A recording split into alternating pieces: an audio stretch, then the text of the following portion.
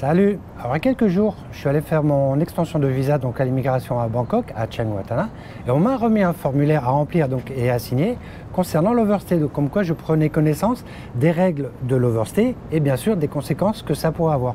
Et ça m'a rappelé certains commentaires que j'avais vus sur des forums. Alors, parlant de l'overstay, alors qui n'était pas faux, mais qui était incomplet. Donc du coup, je me suis dit, ça serait quand même bien que je fasse une vidéo pour parler de l'overstay, que les règles soient claires pour tout le monde. Alors, qu'est-ce que l'overstay? Donc l'overstay, c'est dépasser donc, la durée de validité de son visa ou de son exemption de visa. Donc par exemple, vous étiez autorisé à rester jusqu'au 15 octobre sur le territoire thaïlandais.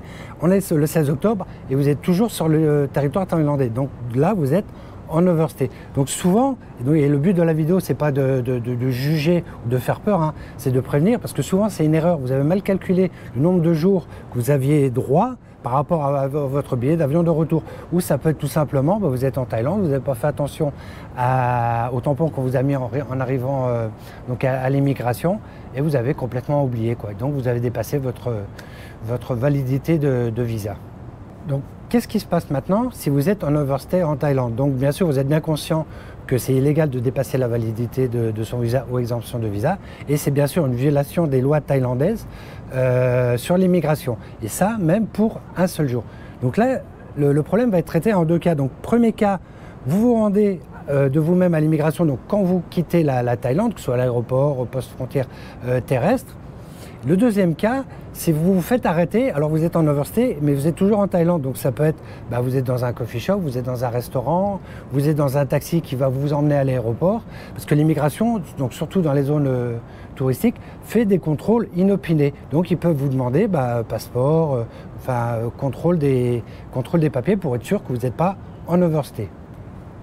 Alors, quelles sont les sanctions encourues si vous êtes en overstay en Thaïlande? Donc, il y a deux cas. Premier cas, donc vous quittez la Thaïlande, vous passez l'immigration. Donc, si votre overstay est de moins de 90 jours, vous aurez une amende de 500 bahts par jour d'overstay avec un maximum de 20 000 bahts. Par contre, où les choses vont un peu se compliquer, c'est si votre dépassement de séjour est de plus de 90 jours, vous aurez un an d'interdiction d'entrer en Thaïlande et une amende de 20 000 bahts. Si votre dépassement de séjour est de plus d'un an, vous aurez 3 ans d'interdiction d'entrée en Thaïlande et une amende de 20 000 bahts.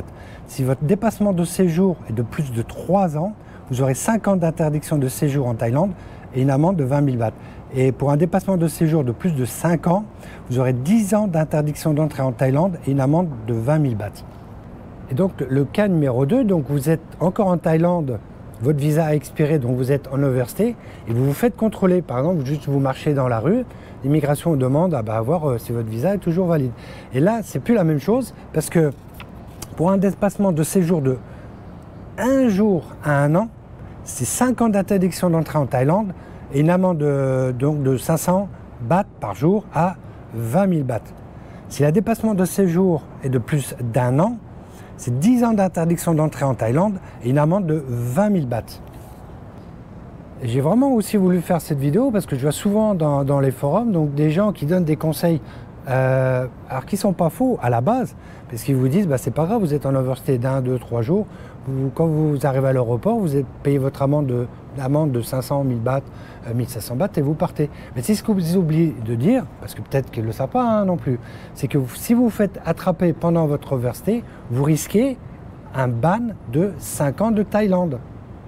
Donc après, chacun prend ses responsabilités, mais personnellement, je pense qu'il est mieux quand même de prévoir, soit de faire une extension de votre visa d'1 mois, par exemple, plutôt que de prendre le risque, qui est minime, mais qui existe, de se retrouver avec un ban de 5 ans de Thaïlande.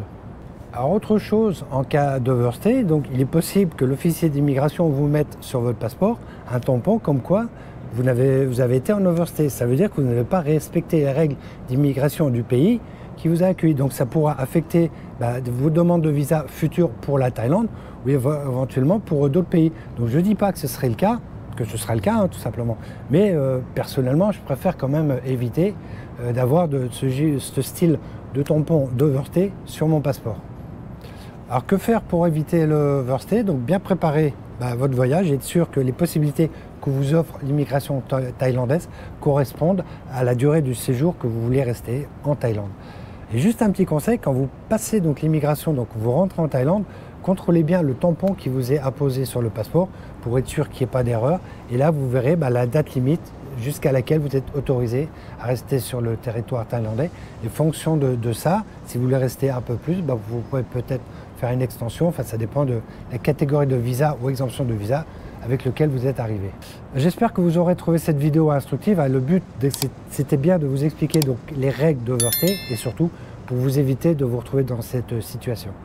N'hésitez pas à regarder sur la chaîne, le contenu principal, c'est quand même pour vous montrer Bangkok, vous faire découvrir Bangkok, que ce soit sur les canaux, dans les bus, dans le métro, enfin sur les marchés de nuit. Donc n'hésitez pas à regarder. Et quant à nous, on se retrouve dans une prochaine vidéo. Salut!